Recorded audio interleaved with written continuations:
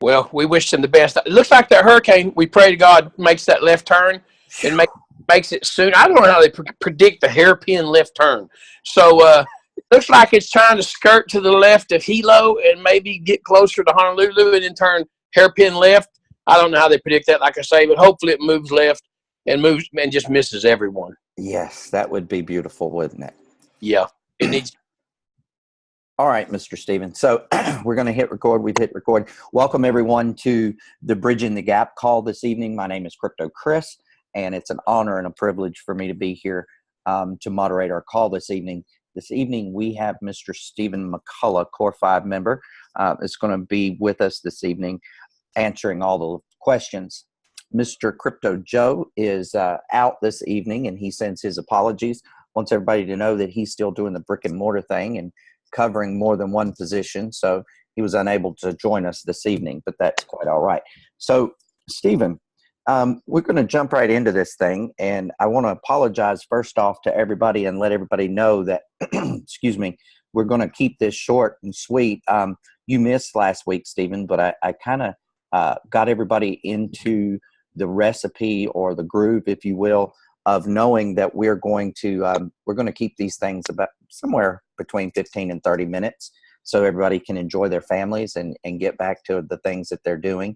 And so tonight, however, as Stephen said, for those of you who are early, I do have a birthday party going on this evening, but I had to jump in and make sure that we took care of this call.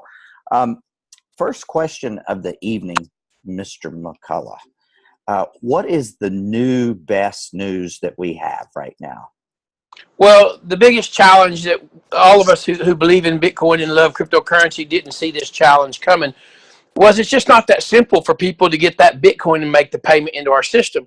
So being a high-risk company, it took a little while to get the credit card companies to approve us. And I say companies because we've been approved by 2 now and working on the 3rd one. And so just in the last couple of days, we put it up to where you can go to the Pay Now button, click on the drop-down menu, choose credit card, and then once you choose credit card, click on Pay Now. It's kind of the process, how it works, and it takes you to the credit card screen, and yet now you can pay by credit card. And honestly, in the beginning of this company, we didn't plan to do this, we didn't expect to do this, and we didn't want to do this. We felt like we could make this a 100% crypto in and crypto out company. It just did not turn out that way, and so we spent the time getting approved by the credit card companies. And as of the last couple of days, we're now starting to see people make payments that they couldn't. And I'll just elaborate on that a second. You know, we got some, I'm talking about top networkers in the industry in this company, and they had told me, you know, a few weeks back, you know, we really have got to have the credit cards, and we were already working on it because we saw it. And they said that to take this to explosive growth like other companies we've had in the past, you're going to have it where everybody can just easily pay. We thought crypto was going to be easier than it is. To those of you who are involved in crypto, it is easy. But the first step in is complicated. And so it didn't seem complicated to us, but it is. And when people see something take place that's complicated, they think and realize, I can't duplicate this. And so now people can pay by credit card. And so that moves into the next thought here. The second credit card company's online, and we're now working out the programming with them, which that doesn't really matter to y'all other than knowing there's going to be 2 companies. So we can rotate back and forth and have a higher volume amount that we can bring in. So that's good. And that then leads to the next thing, which is a pay card. We have a company all on board. Contracts are all signed. We're just waiting for the link from that company. And for approximately $10, you'll be able to get a card, like a debit card, that will then be able to pay you on that card. And that card will have a cryptocurrency wallet in it. And we'll be able to pay that wallet. And then you'd be able to swipe that card at ATM and get US dollars or euros or most major currencies around the world. So easy money in with credit card, easy money out with pay card. And that's where we're going to. So we're not going to count on the whole world having Bitcoin or trying to buy Bitcoin or get Bitcoin, because that creates the hurdle, that creates the problem. Yes, sir. Absolutely. Thank you for that. And I want to applaud the Kore5 for taking that extra step and for seeing that coming before the rest of us in the field did. I think we were too busy trying to talk to people, and you guys were seeing the bigger picture before it ever happened. I'm going to ask this question before it comes, because I can hear it coming. When you're talking about the pay card, and you're talking about the pay card having a wallet, Stephen, for clarification purposes, the Bitcoin that goes into that wallet on the pay card that we're going to get. Now, is that still volatile, or will it be considered USD? It's still volatile. Okay. And that's the way I want it to be. Yes. As long as it's sitting in the crypto wallet, you're still taking the ride up or down. Beautiful. And so that's your decision. And then once you want the money, you'll go into your online account and you'll basically do it like with 3 clicks. You'll transfer it from cryptocurrency to US dollar or euro. And at that time, you could then go and swipe the card. And the thing about that is there's a protective thing here. As long as you're leaving it in crypto, and if you lose your card, it doesn't kill you because no one can steal your money because it's not in the USD or the euro on the card available to the thief. And I just have to say that because it happens. Because like Will, just in the last 2 or 3 days, Will Fajetlin, one of the owners, realized that in Seattle, someone had stolen his credit card numbers, not his actual physical card, and they were using it to drive around in Uber and then to have food delivered from Uber Eats. Now, why would a thief have food delivered to their house is beyond me. But so this credit card and debit card theft is still very, very real. So as long as it sits in the wallet in crypto, and you're the only one that controls the internal wallet out there, so no one will be able to get to your funds. And you move the funds to your card as you want them. Then you go to an ATM machine, swipe it, and get the money. Brother, I'm going to tell you that is the best thing I have heard this year. Do you understand? I love that. That is not available anywhere else, y'all. Nothing like that is available anywhere else. For those of you who haven't pulled your Bitcoin over to a pay card like Swift or BitPay or whatever, you don't realize until you do it, and it happens the first time to you, that when you pull that Bitcoin over at 67 and overnight, before you get a chance to use that card the next day, it's $9,000. You kind of go, I just lost $3,000. Yeah. So, yeah, I speak from experience on that. So I love that, Stephen. Thank you so much. Really. Hey, and that's exactly how you say it. I can't imitate that breath and that choking sound, but that's exactly how you feel when you suddenly lose that. It is. It really, really is. And we haven't had, we haven't really had the opportunity for a lot of our new folks that have come on board with CryptoGenix that are still learning, for them to experience that wave that we experienced last year. But I guarantee you, that that is exactly how you feel, and there is no way else to put it. So we have another question this evening, and that is, can you give us a little bit of information on the status of GreenX, please? Yeah, like I was saying, we just hung up with Dave Smith just before this call, and they're setting up a special call.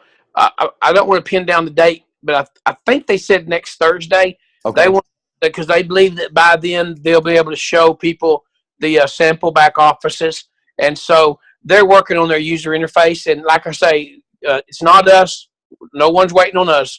As soon as they finish that user interface where the owners of these rigs can log in and see the coins that their rigs are already generating, then we will be ready to open the window in our websites. And the way that will work for us is to keep this very simple. You're not going to have to go into your website and log in and then go look around.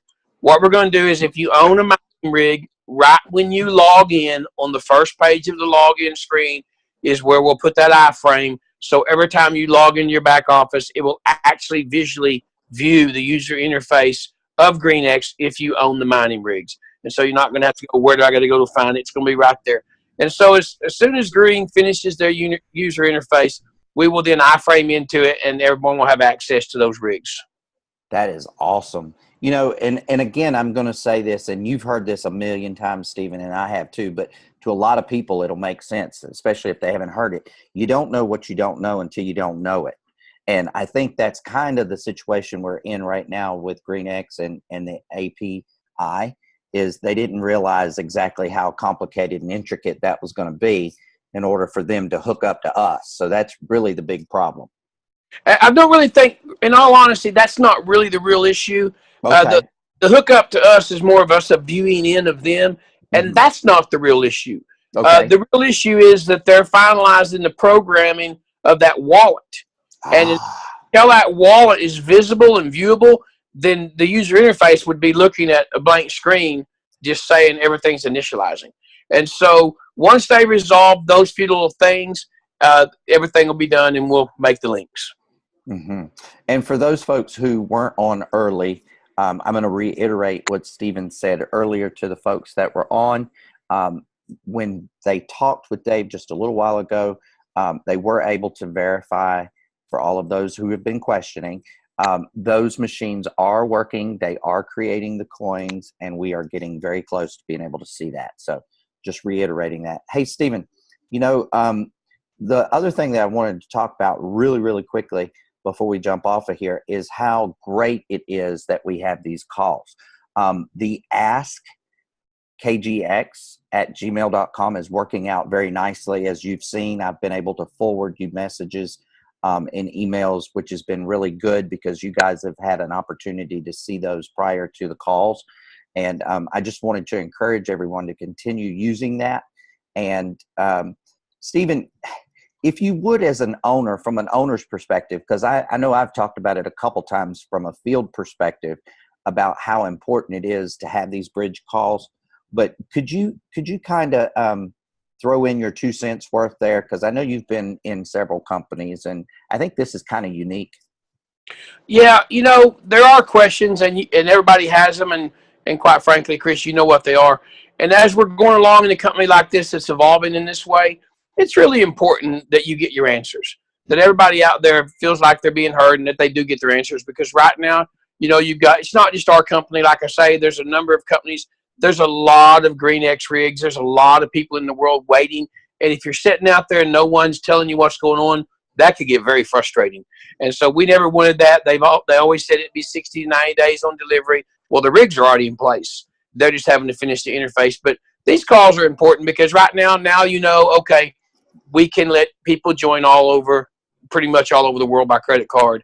And then shortly, we were already insta-paying people around the world with Bitcoin, which to us is awesome. We love that. There's no simpler way. I mean, why is the world going to go to Bitcoin? There is no simpler way to transact than with Bitcoin. I mean, we just hit a button and it pays everybody all the way around the world. But we've also realized, again, for those people out there who are just coming into the cryptocurrency space, this stuff isn't that simple. So with that pay card, we solved that. And so these calls are to let us not only tell you what's going on, but to let us show you how what's going on is going to solve those things that we see happening as a startup company. That, you know, we've got to make it where grandma can just join with a credit card and just get paid and not worry about having a Bitcoin wallet and going and getting that BitPay card and understanding all that stuff that to you guys and a lot of you guys on the phone is no big deal. But it's also new to everyone. It's like learning Spanish tomorrow. It's just not going to happen. And so these calls just let us inform you of what we're doing to make this company be better as we go. Where'd you go, Stephen? We lost Stephen. There he is. I heard him. Are you there? Yes, sir. I don't know what happened. It's okay. It's called technology, brother. Okay. So I just think it's very important that you, as people and members of this company, you're the reason this company will grow. Y'all know what's going on. You deserve to get your questions answered. So it's very important that you send those questions into Kris so we can get those answered. All right. Well, I think that wrapped up everybody. I'm going to check the chat just to make sure that no one has sent anything over to us while we were talking. I don't see any messages. No questions, just comments and good stuff. So that's a good thing. Oh, yes, we do want to remember everybody. Miss Kathy Keene's birthday is also today, so make sure you send her a happy birthday message. Thank you, Sharon, for reminding me of that. And yeah, that's about it. So, Stephen, thank you so much. I appreciate your time. I think this is the shortest one, but probably the most informative so far. So thank you again, and I look forward to talking to you next week on Wednesday. Okay, thank you very much, Kris, and thank everyone for attending the call. And again, we'll do this every Wednesday to keep everybody informed. And Kris, thank you for all you do. No worries, brother. Thank you. Y'all have a great night. Good night.